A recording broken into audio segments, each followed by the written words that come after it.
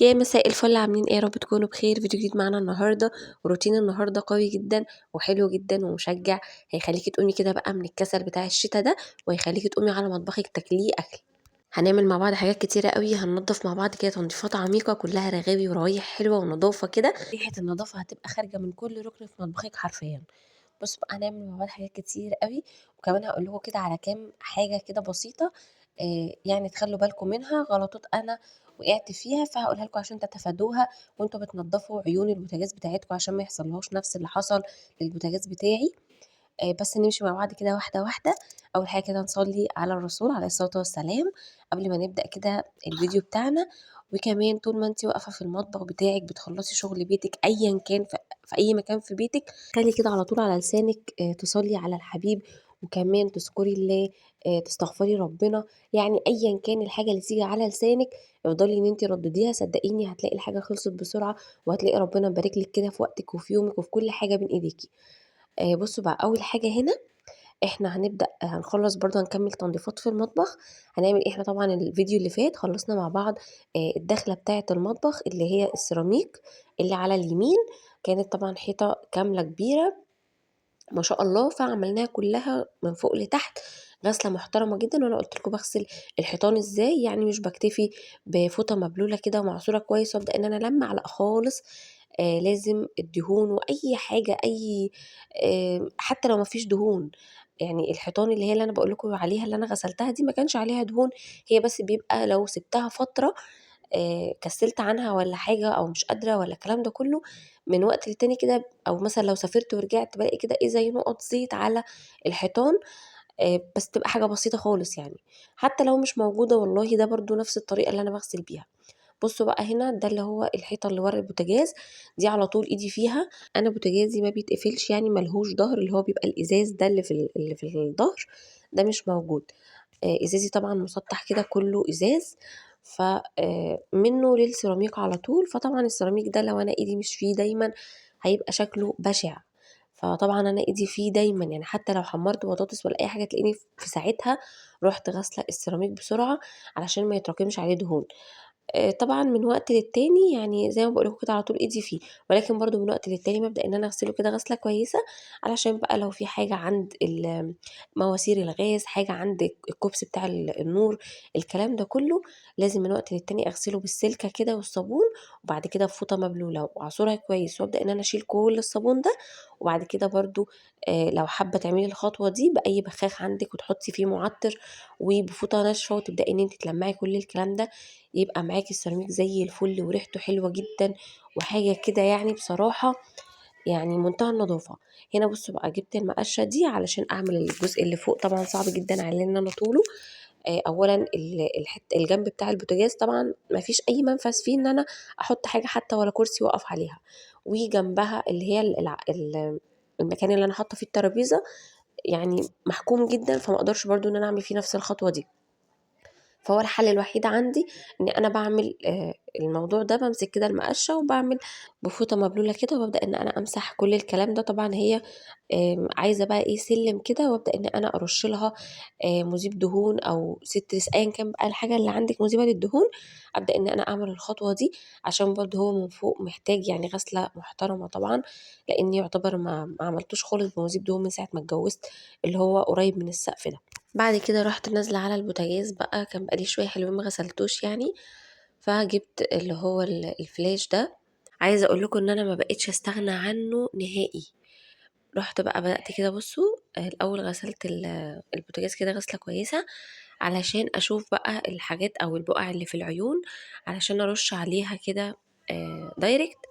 وبعد كده بالشكل ده أهو، بدأت بقى إيه أرُش على الحتت اللي هي محتاجة مُذيب دهون أو كده، أو مثلًا مغيّرة لون الكلام ده كلّه، طبعًا بسلكة كده محترمة. ورُحت آمم غاسلة كل الكلام ده كويس جدًا. طبعًا عملت عليه مرار وتكرار، يعني كررت الموضوع ده كذا مرّة، بقيت اللي هو أشطف بفوطة كده مبلولة وعصرها كويس، أبدأ إن أنا ألِم الصابون وأروح عاملة الموضوع ده تاني، اللي هو أروح رشّة فلاش أو بنفس السلكة وأروح غاسلة تاني، لغاية ما العيون معايا تبقى بتلمع كده.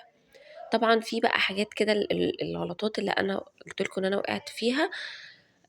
أنا هاقولها لكم عشان اللي عنده مثلًا بوتاجاز زي ده أو العيون بتاعته شبه العيون بتاعتي كده، فيتفادى الأخطاء دي، لإن بصراحة الحاجة يعني غالية جدًا و وحرام، يعني الحاجة اللي بتبوظ مش بتتعوّض تاني، أو الحاجة اللي إحنا بنجيبها مش بنعوّضها تاني، فخسارة الحاجات كلّها بقت غالية، ويعني الأفضل إن إحنا نحافظ على الحاجة على قد ما نقدر. ولكن طبعًا أنا قُلت لكم أول الجواز الواحدة كده بيُقع منها حاجات كتير، خصوصًا لو هي أصلًا ما يعني مش متعوّدة إن هي تُقف في مطبخ، يعني ما لهاش علاقة بالأدوات الكهربائية كتير، يعني ما بتتعاملش مع الحاجات دي بشكل كده يومي، والموضوع بيبقى جديد عليها وكده زي حالاتي، فالموضوع فعلًا بيبقى يعني رخم وصعب جدًا بقى، بتبقي بتخبّطي كده في الحاجة والحاجة بتخبّط معاكِ، فاللي هو إيه، يعني أنتِ بقى وستر ربنا.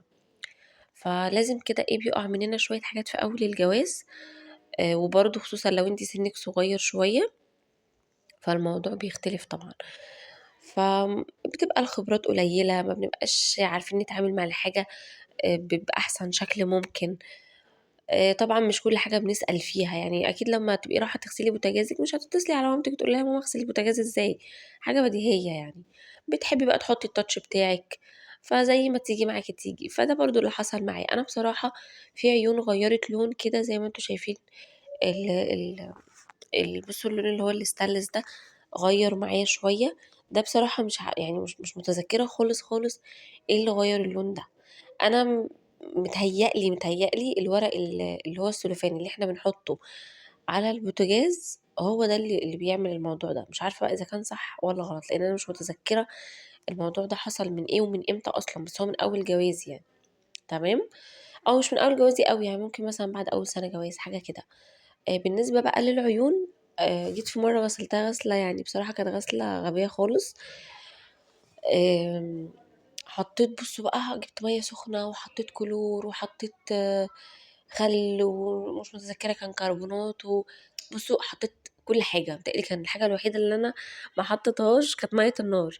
يعني بُصّوا، مع إن العيون أنا عايزة أقول لكم كانت نضيفة جدًا اللهم بارك، يعني أنا ما باسيبش حاجتي يتراكم عليها دهون أو كده، ولكن بقى حبيت اللي هو بقى إيه، أغسلهم كده غسلة بقى حلوة وأروّق عليهم وبتاع، وباور في المَيّة فاهمين؟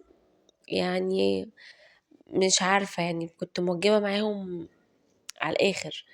وللأسف بقى بمجرد ما سقطت العيون في المَيّة وطلّعتها، حسيت إن هي شالت طبقة من عليهم، أو إن هي غيّرت اللون بتاعهم في ثواني. عارفين يعني إيه في ثواني؟ حرفيًا في ثواني.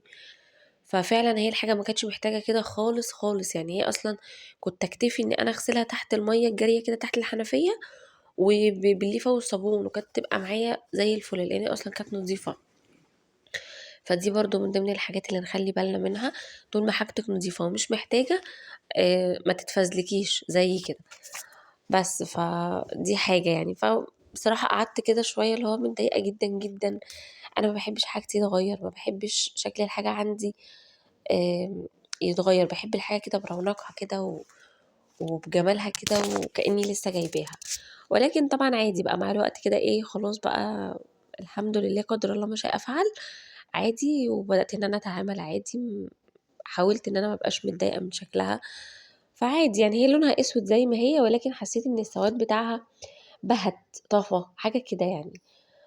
بس نحاول كده إن إحنا إيه، طول ما حاجتنا لسه برونقها كده ونضيفة وزي الفل ومش محتاجة وإيدينا في الحاجة على طول زي ما باقول لكم، يبقى نغسلها الغسلة الطبيعية بتاعتها خالص، ما نحاولش إن إحنا نزوّد في حاجة، علشان ساعات إيه، الحاجة لمّا بندّيها إيه، حاجة هي مش محتاجاها بنبوّظها، زي ما باقول لكم كده اللي حصل.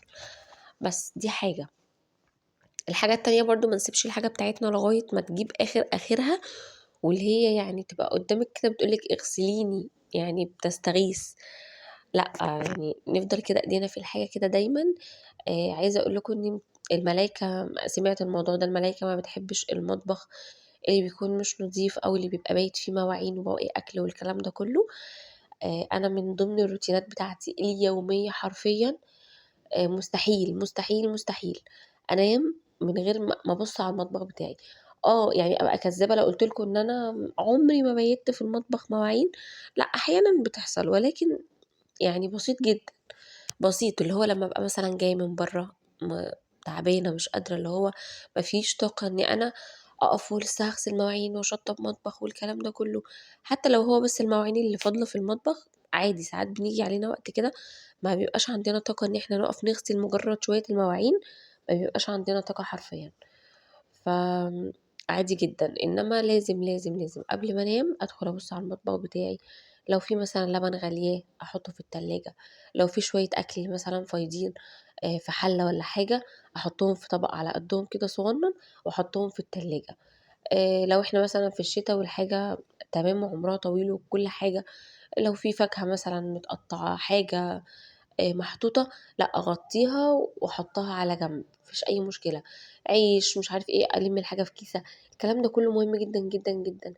آآ الحاجة عامةً لمّا بتبقى مكشوفة ما بتبقاش حلوة متهيأ لي، يعني لو صحيتِ الصبح اللي هو بتبقي مترددة، طَب آكلها، طَب أرميها، طَب يا ترى الدبانة وقفت عليها، آآ فاهمين؟ فاللي هو لأ، أنا في غنى عن كل الكلام ده، وفي غنى عن إن أنا أقف قدّام الحاجة اللي هو ما بين مستحرمة إن أنا أرميها، وما بين أنا غلطانة إن أنا سِبت الحاجة مكشوفة. لأ، طب وليه؟ الموضوع سهل خالص وبسيط، وفي نفس الوقت بتبقى نضافة ليكِ ولمطبخِك، ما تصحيش الصبح تلاقي حاجة عاملة ريحة، ما تصحيش الصبح تلاقي حاجة واقع فيها دبانة والّا لأ، أنتِ في غنى عن كل ده، الموضوع أبسط وأسهل من كده بكتير. كل حاجة بقت غالية، والواحد حرفيًا بيستحرم لو لقمة عيش الواحد بيستحرم إن هو يرميها. لأ، يعني حرام، وزي ما بيقولوا كده لِم النعمة تلمّك. الأحسن إن أنتِ تبُصّي كده بصّة على مطبخِك، صدقيني الموضوع مش هياخد منِّك وقت ولا مجهود خالص، ولكن بيفرق بقى من سِت بيت لسِت بيت. يعني سِت البيت الشاطرة هي اللي تاخد بالها من الحاجات البسيطة دي، وما تخلّيش حاجة تُقع منها زي كده. تحافظ دايمًا على نعمة ربنا اللي ربنا ادّاها لها، إحنا في نعمة كبيرة جدًا، فالمفروض إن إحنا نحافظ على النِّعَم دي، يعني ما نهدّرش أكلنا، نعرف قيمة كده كل نعمة ربنا مدّيها لنا، ونعرف إن إحنا أحسن من غيرنا بكتير جدًا، جدًا. هي يعني الأكل والشرب موضوعهم أمرهم سهل، جنب حاجات كتير زي الصحة، زي الستر. فالمهم إن إحنا ما نقلبش النِّعَم دي، ونبُص لأصغر التفاصيل في حياتنا ونحمد ربنا عليها. بُصّوا بقى نرجع هنا للروتين بتاعنا، طبعًا هو مش محتاجة أقول لكم أنا باعمل إيه يعني، ولكن عايزة أقول لكم إن لو قدّامِك اللي هو الفلاش اللي أنا وريته لكم ده، خديه screenshot، لو لقيتيه قدّامِك في أي مكان، في أي سوبر ماركت هاتيه ما تتردديش أبدًا. حلو جدًا، هو 7 في 1 زي ما قُلت لكم كتير، باستخدمه لأكتر من حاجة، وطبعًا استخداماته مكتوبة عليه وكده. باستخدمه زي ما قُلت لكم قبل كده في بُقعة سجاد، في حاجات على الحيطان، البوتاجازات، السيراميك، آآ كل حاجة. بُصّوا يعني الفرن خلّالي، بُصّوا اللهم بارك، هو طبعًا أنا يعني الحمد لله حاجتي والله أنا باحافظ على حاجتي جدًا، فتلاقي الحاجة عندي مش متهانة، يعني مش متبهدلة. هي بس الشبكة لمّا طلّعتها أنا اتفاجئت شوية، لإني أنا أصلًا مش باستخدمها. يعني مثلًا ما باحطش فراخ أشويها مثلًا، فبتنزّل حاجة عليها، ما باحطش حاجة مليانة أوي فبتسيّل برضه أو بتنقّط على الشبكة.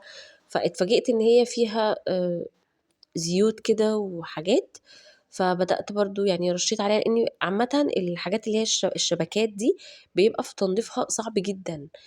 بتبقى محتاجة بقى إن هي تدقّقي كده في تفاصيل التفاصيل عشان خاطر تطلّعيها بشكل أنتِ تكوني راضية عنه. طبعًا السيجان دي أنا نضّفتها كويس. كنت في مرّة كده استخدمت حاجة كانت تقريبًا كانت حاجة خشنة، يعني ليفة خشنة أو سلكة خشنة، فجرّحت لي شوية، جرّحت لي شوية الصاج اللي تحت ده، أو تقريبًا كان فويل فشدّيته جامد جرّحه، مش متذكرة أوي. ففي كده هو خربوشين كده بُصات، فعادي يعني. المهم إن أنا غسلته برضه غسلة كويسة، رشّيتهم كويس الصاجين، رشّيتهم كويس أوي، وبدأت غسلتهم كده بالليفة، ويعني طلعوا زي الفل الحمد لله.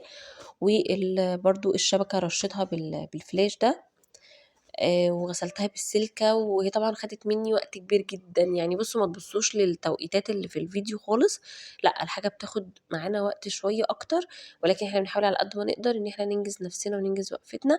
لو مش قادرة إن أنتِ تقفي ممكن تحطّيها كده في الأرض مثلًا على قماشة قديمة عندِك أو أي حاجة أيًا كانت، وتبدئي إن أنتِ تغسليها حتّة، حتّة، وبعد كده تبدئي تاخديها على الحوض كده تشطفيها، لو في البانيو على حسب ما أنتِ ترتاحي. أنا طبعًا غسلت وخلّصت كل حاجة على الحوض بتاعي، وبالِم المَيّة أول بأول كده بالفوطة من حواليّا وبانشّف الدنيا. غسلتهم ونشفتهم كويس جدًا، ممكن تركنيهم كده يتصفوا على ما تكمّلي باقي غسل البوتاجاز. غسلته طبعًا من برّه ومن الأجناب كويس جدًا، جدًا. آمم كنت حريصة طبعًا إن ما يبقاش في أي حاجة صغنطوطة خالص تفوتني، لإن هي دي الغسلة العميقة اللي إحنا بنغسلها كده إيه من فترة للتانية يعني، مش بنغسله الغسلة دي كل يوم. بندّي له تلميعة من برّه، بنغسله يوميًا من فوق بعد كل كده آآ وجبة غدا والّا بعد ما تحمّري بطاطس والّا أي حاجة أيًا كانت بتعمليها، بنغسل كده البوتاجاز بتاعنا أو على الأقل خالص بندّي له تلميعة. ولكن الغسلة اللي أنا باتكلم عليها اللي هي الغسلة المحترمة دي في كل اتجاه في البوتاجاز، دي بتبقى كده من فترة للتانية يعني، إحنا طبعًا مش لاقيين صحتنا في الشارع يعني. بس فغسلت حتى اللي هو المكان اللي تحت الفرن ده، فتحته كده ومسحت من جوّه ومن برّه وخلّيته اللهم بارك زي الفل. شِلت الcover اللي كان من برّه اللي بيبقى على باب الفرن ده، شِلته برضه وغسلته. هو نضيف طبعًا الcover ده، أنا كنت عاملاه معاكم، كنت عاملة له كده إعادة تدوير، وكنت مخلّياه بالشكل الحلو أوي ده. شِلته كده برضه وغسلته. أنا باحب الحاجة لمّا يبقى شكلها كده simple كده وبسيطة، ما يبقاش فيها تفاصيل كتير. الحاجات اللي هي الفصوص والخرز والكلام ده كلّه أنا ما بارجّحهاش خالص، خصوصًا في المطبخ. يعني أنا عامةً ما باحبش الشغل اللي هو بيبقى عليه تطريزات والحاجات دي مش باحبها. باحب الحاجات تبقى قدّامي بسيطة وsimple وتبقى سهلة كده في تنضيفها وفي غسيلها، ما تتعبنيش. بس وبدأت بقى أنضّف كده كل حاجة بالشكل ده زي ما أنتم شايفين، وهارجّع كل حاجة مكانها وكده البوتاجاز معايا يبقى زي الفل. بُصّوا برّه وجوّه كل حاجة اللهم بارك. عايزة أقول لكم إن هي دي بقى إيه، يعني لحظة السعادة بالنسبة لي، إن أنا أبقى بُصّوا يعني بابُص كده في كل مكان في المطبخ، كل حاجة اللهم بارك نضيفة. ويعني يعني باتعامل كده مع الحاجة وأنا نفسيتي مرتاحة.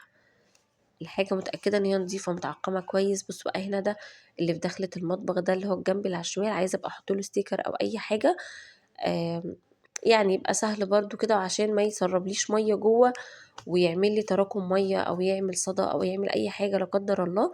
فأنا باحب أهتم بالحاجة وأحافظ عليها على قد ما أقدر. يا ريت بقى اللي وصلت معايا لغاية هنا تنزل تعملي لايك لو لسه ما عملتش، وكمان تشترك في القناة لو لسه ما اشتركتوش في القناة، وفعلوا زر الجرس على الكل عشان يوصل لكم فيديوهاتي الجديدة أول بأول. أنا للأسف اليوتيوب بيجيب لي إن يعني 80% أو 90% من اللي بيتفرجوا على القناة مش مشتركين في القناة.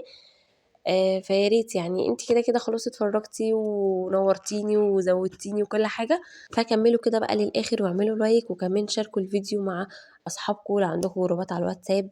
آمم يعني عشان هو ده اللي بيدعمني وده اللي بيرفع الفيديو أكتر عدد ممكن يشوفه يعني.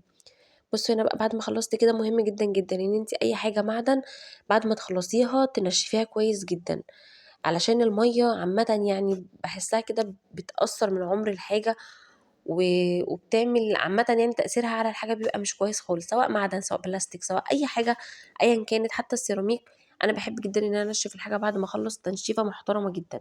كده يكون الفيديو بتاعنا خلص، أتمنى يكون الفيديو عجبكم وتكونوا استفدتوا ولو بمعلومة بسيطة خالص. طبعًا ما تنسونيش في اللايك واستنوا مني فيديو جديد. باي باي.